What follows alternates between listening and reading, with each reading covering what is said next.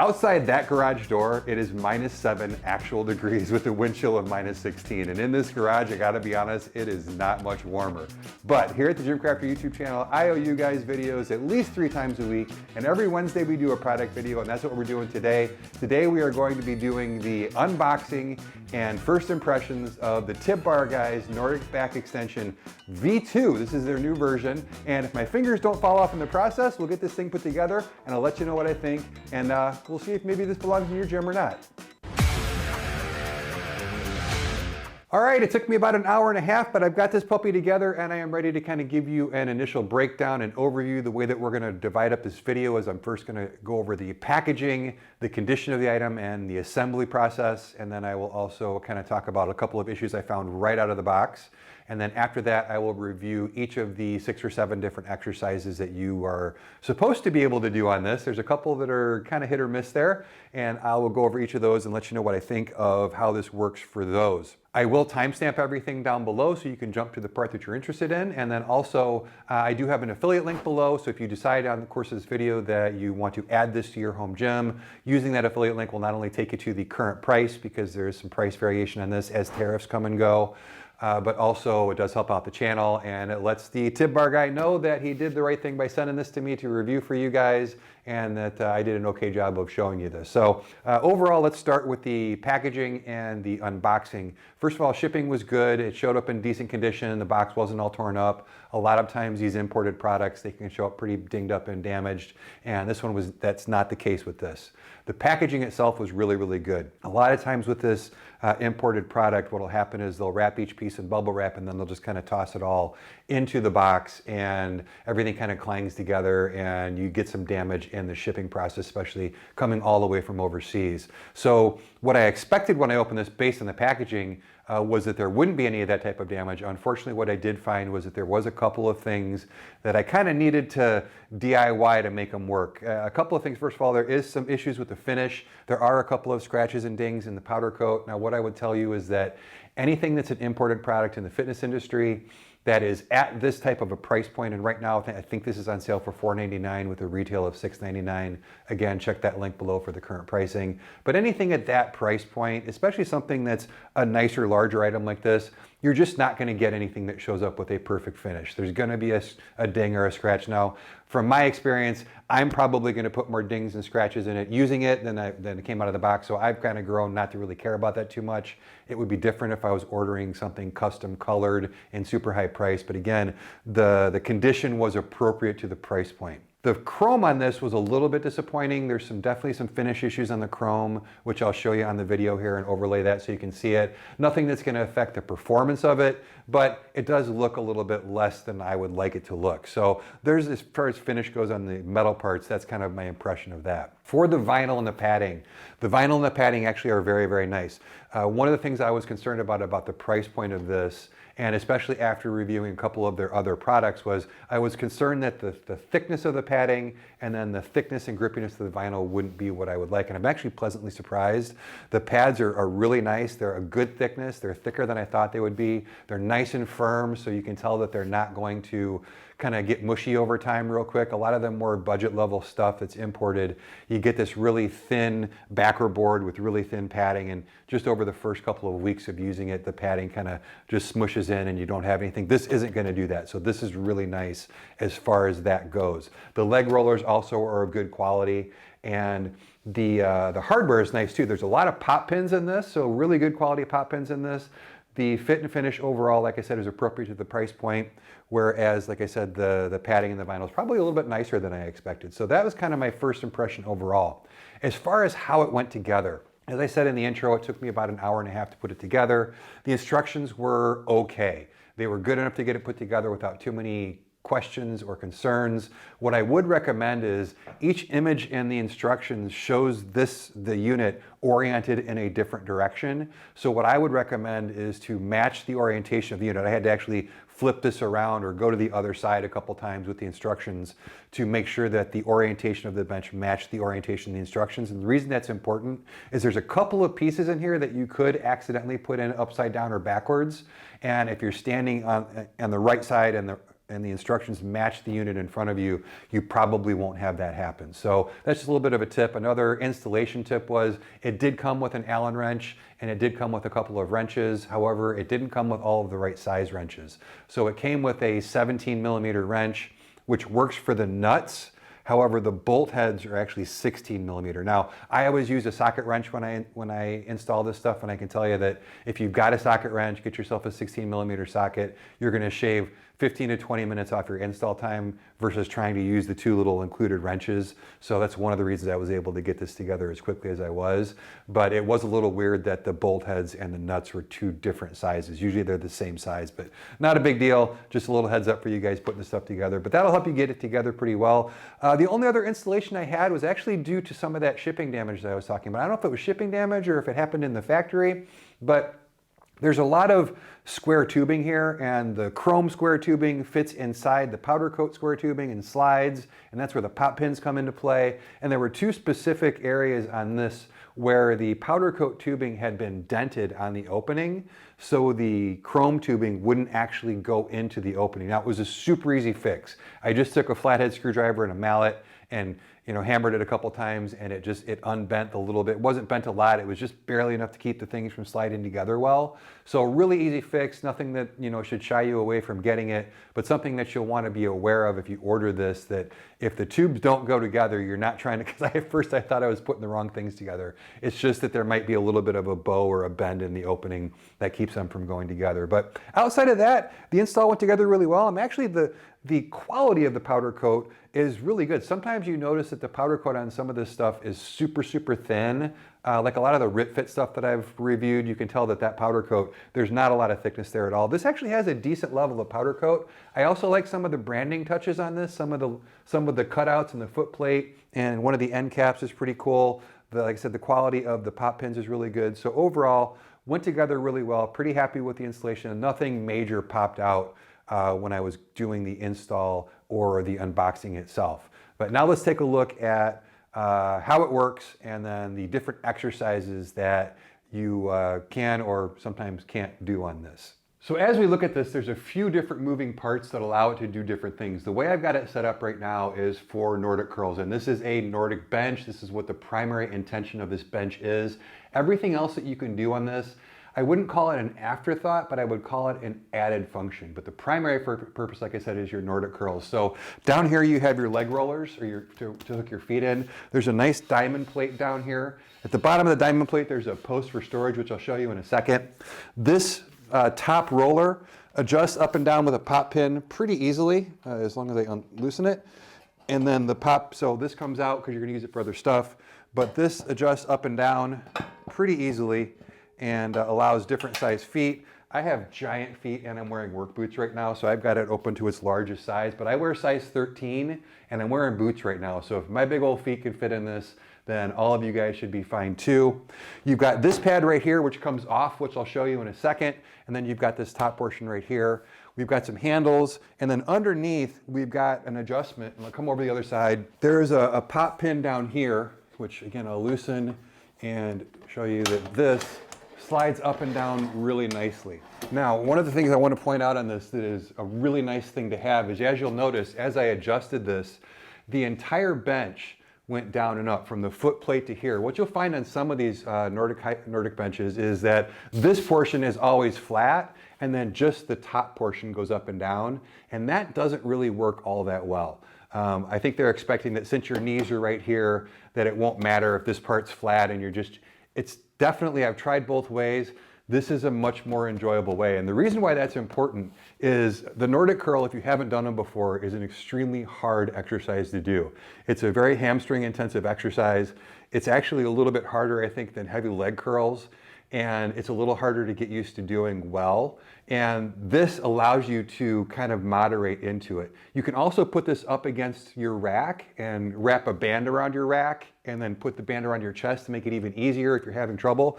But this adjusts up high enough to where even somebody with super weak hamstrings like me can actually do a Nordic curl. So let me get in here and set up and show you. So when you're getting in, and I've got this set up at the easiest angle because that's what I need, but really easy to get into, which I like. Like I said, my feet fit in here just fine. I feel very secure, which is different to some of the ones that I've tried.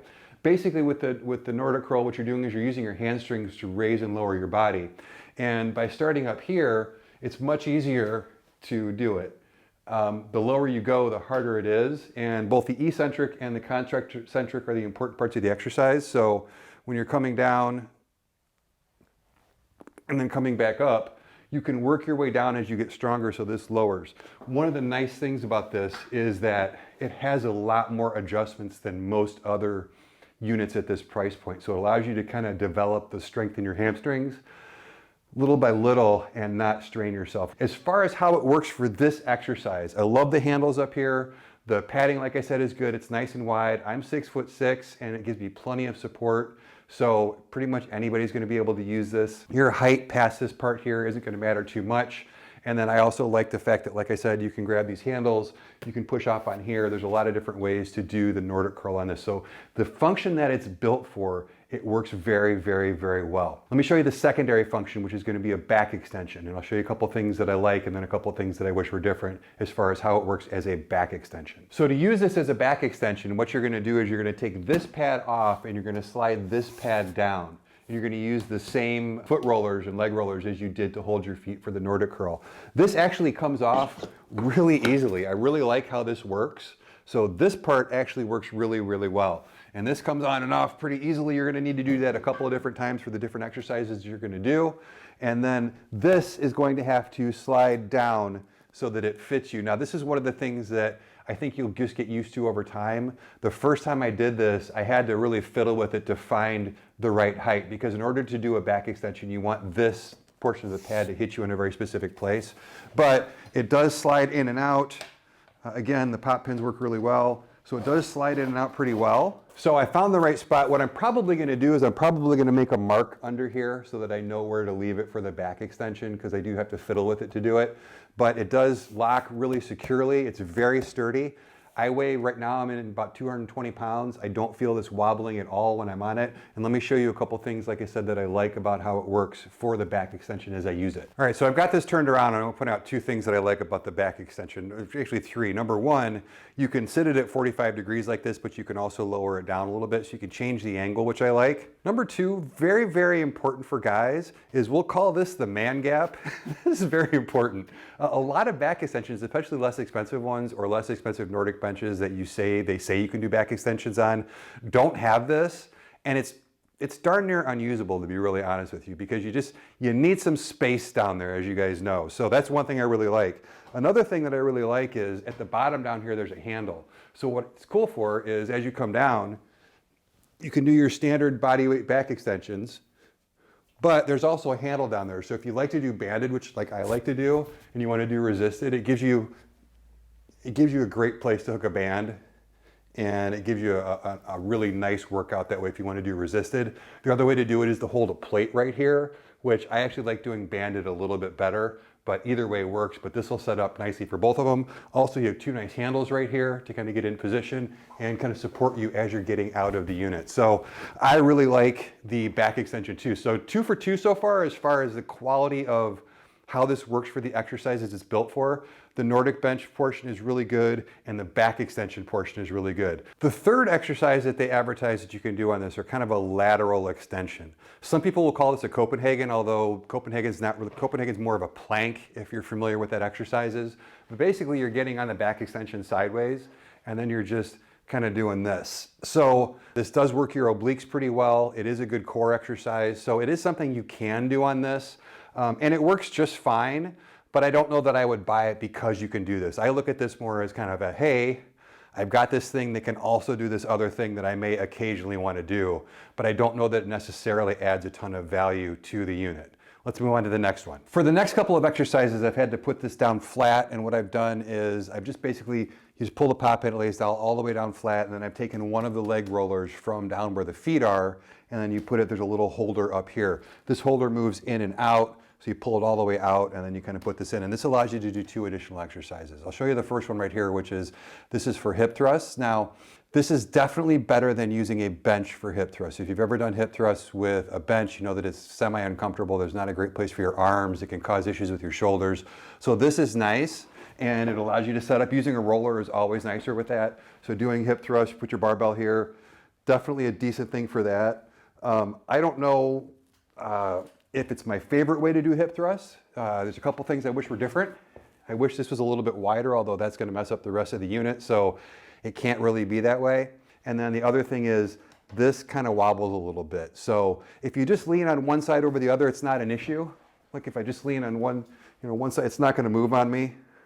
But if I'm perfectly centered, what I find is I definitely can move a little bit, and when you've got a heavy barbell in your lap, that may not be ideal. It's not a deal breaker for me.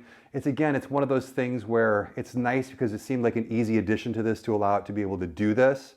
And if you're doing hip thrusts and you don't have another way to do them, this is, with the roller, is really an ideal way over a bench. So if you've got this and you do hip thrusts, it's definitely valuable. Although again, not something I think I would buy the unit for. It's just a little bit of added value. And it's definitely nicer than you can buy. There's a lot of standalone hip thrust platforms out there. If you do a lot of hip thrusts, that might be a better option for you, where you can add bands and things like that. But as far as if you just do the occasional hip thrust, this is a really good way to do that. And I actually do hip thrusts quite a bit. It's a great way to build your glutes without putting a lot of stress on your lower back. So I do like the exercise. I do think this is an okay way to do it. It's just probably not a 10 out of 10. It's more probably like a 6 out of 10 way to do hip thrust. This is also designed to hold your rear foot for Bulgarian split squats. If you follow the channel at all, you know I love that exercise. It's something that I do multiple times a week. I know people think I'm weird because of it, but having a leg roller like this to hook your back foot on is ideal. So let me show you how this one works. There's some things I like, there's some things that I don't. So Bulgarian split squats are one of the most hated exercises in all of exercises. Everybody that I would program these for is gonna balk at doing them. People typically don't do them unless their trainer makes them. So the folks that I train don't necessarily like me because of that. But this is a staple. It's a great way to develop your quads, to develop your glutes. And it's a little bit hard. So the easier you can make it, the better off you are, and the more apt you are to actually do the exercise. And having a leg roller like this, if you don't have another leg roller in your gym, whether it's attached to a rack or something else, this is really gonna help you. And for those of you who aren't familiar, basically what you're gonna do is you're gonna stand up, and you can definitely hold on to something if you want, but you hook your rear foot. Now a lot of people use a bench, and this is where this becomes easier. By taking your rear foot and hooking it over the roller and really pinching it forward, you're almost grabbing the roller with your ankle and then leaning forward a little bit, you have a lot more balance. It's a lot easier to balance when you're using a leg roller than when you're using a bench. The problem that I have with this is that this, for my big old feet, doesn't come up high enough. So my toe is actually hitting the bench back here, so that when I go down, my toe presses against it and it becomes a little bit uncomfortable for me. If I had smaller feet, like I said, I've got size 13 feet. If I had smaller feet, it wouldn't be an issue at all. Or if you did it where you were more forward and you weren't pulling forward. But one of the things I like about having a leg roller for Bulgarian split squats is the fact that you can grip this with your ankle, and that keeps you steady. So again, I don't think this is a 10 out of 10 way to do a Bulgarian split squats, but if all you have is a weight bench, same thing with the hip thrust, this is miles better than using a weight bench for your Bulgarian split squats, and will make your life a whole lot easier. The other thing that I wish was a little bit different is I wish this went higher. I really think that, especially for somebody taller like myself, this should be roughly knee height. So it really should be kind of back, it's here, it should really be right about here for me to do them correctly. So for me, it doesn't fit perfectly, but again, it is nice if you're a little bit shorter with smaller feet and you don't have another option, this would be a good thing to do. And again, not something I would buy this for, but it's a little bit of added value if you're kind of on the fence of whether the first two things I showed you are worth your money or not. Let me show you the last exercise that they advertise for this, and then we'll do a wrap up and tell you what I think. The last exercise that they advertise this for is something called a reverse hyper. A reverse hyper is actually a machine that was developed by a guy named Louis Simmons over at Westside Barbell. I believe that name is still patented. I'm not sure you can actually legally call it that. A lot of companies will call this a reverse back extension, and I think it's better to actually call it that on this as well. So what a reverse hyper does, and I'll show you some B-roll because I have a Bells of Steel reverse hyper here in the gym. They are an amazing device for your lower back. They will really clear up a lot of lower back pain, and that's why Louis Simmons had all of his guys that he was training use them on a regular basis as a finisher to their workout. But what they'll do is they'll allow you to kind of extend your legs backwards, and then there's a weight that pulls your legs forwards, and it gets some decompression in your spinal area. This does not do that. What this does is this allows you to do reverse back extension. So a reverse back extension, you set it to the right height. Again, I love how stable this is for somebody my size. You lean forward, you grab these handles right here, and then what you're gonna do is you're gonna bring your feet back up. So this portion of the movement is the reverse back extension. You can put a band around your feet and attach it to the handle down below to add some resistance. What you're missing is you're missing the other half of what happens with an actual reverse hyper. With an actual reverse hyper, what would happen is the weights would actually pull my legs forward here at the bottom, probably up to about here, and then that would allow me to get that decompression in my spine. And it's that dual motion of the decompression and then the extension that makes a true reverse hyper valuable. So if you're looking for something and you're looking for something specifically for reverse hypers, my best recommendation is to buy a reverse hyper. I'll put a link to the Bells of Steel reverse hammer down below. I think it's a great option at a great price. They're kind of big, but once you get used to using them, man, they are just a lifesaver for your lower back. So it's a really valuable thing. So if you're looking at buying something like this because you're like, hey, I really want it for the reverse hyper, it is not that. Reverse back extension, yes, and doing it your legs out like that does have some value. It works a little bit different set of muscles in your lower back than a standard back extension. So I think that does have value. Again, it's an added value feature, but I wouldn't buy this to be a quote unquote reverse hyper. So as I say a lot on this channel, there's two things that come at a premium in every garage gym: your budget and your space. And buying things that are one-trick ponies like that reverse hyper I mentioned from Bells of Steel can oftentimes not be a good choice for your gym because you can't afford either in the budget or in the real estate in your gym to have such a big kind of one-trick pony piece of gear. So something like this really comes into play in a garage gym setting. And there's a couple more things I like about this specifically for that. Number one, even though I wouldn't say it's ideal for all of the exercises I showed you, it is good for most of the exercises, except for maybe that last one. Just like I said, don't buy it as a reverse hyper.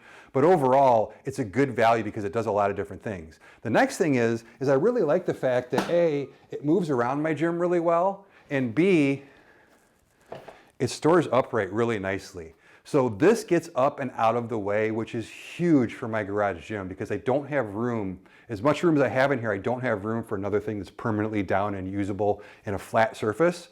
So the fact that I can take this and stand it up on its end really easily, the wheels work really well, it rolls around and moves really easily. So I'm going to be able to take this and put it over in the corner of my gym when I'm not using it. And it's not going to be so cumbersome to take out and set up that I just won't end up using it. So I really like the fact that it stores upright and moves around as easily as it does. So the question is, does it belong in your gym? And for my first impressions, and as usual, what I'll do is I will absolutely train with this for the next 4 to 6 months. I'm going to use the reverse, the back extension and also the Nordic Curl extensively.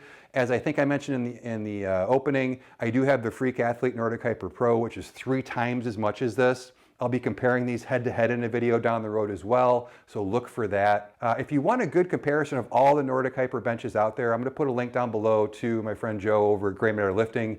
Did a great comparison of most of the major ones out there. So if you're on the fence still, check out his video, and if you decide to buy one based on his recommendation, use his affiliate link for sure. He put a lot of time and effort into that video and to give you a lot more information than I give you here on just this bench. But as far as this bench goes, what I really like about it is that for the price, I think it is a good value. I think that adding back extensions and adding Nordic curls into your training, regardless of the type of training that you do, is going to be a valuable addition. It's going to do a lot to keep your back and your knees healthy. And as we get older, those are two things that are really, really important. And having a tool specifically in your gym just to fix those two things, to address those two things, is worth it. Even if you never use this for any of the other exercises that they advertise it for, I really think that having something in your gym, like I said, for a back extension and a Nordic curl is valuable. And I think this does a great job of both. That's the two things that this does best. And for the price, you're getting something, like I said, with good padding, good vinyl, pretty good fit and finish, good company. Actually, I've had a really good experience with the folks over at the Tib Bar Guy, really good customer service. I've got another review coming up on their sled tread. I've had some issues with it, and their customer service department has actually been pretty good. So I'm comfortable recommending the company. And like I said, these are on sale a lot of times for a really good price. So I do think this is a value. While the Freak Athlete one is really cool and I'm looking forward to using it, if you don't need a leg developer and an arm developer and a GHD and like all the other stuff that that one does, and you just want those two functions, I really think this is a great way to go. So if you have any questions, drop them down in the comments below. I'm going to have this for a while, and I'll be able to, if you need me to slap a tape measure on something, if you want me to test something for you, I'm happy to do that. Just drop the comment down below. I check those every day. And outside of that, I appreciate you guys watching this long. If you haven't liked the video by now, like the video by now. If you've watched it this long, clearly there was something good about it, right? Subscribe to the channel, ring the notification bell, do all the YouTube algorithm stuff that helps everybody out, including makes your feed a more enjoyable feed to go through. And until the next review, podcast, or whatever else we got going on here at GymCrafter, I'm Tim with GymCrafter.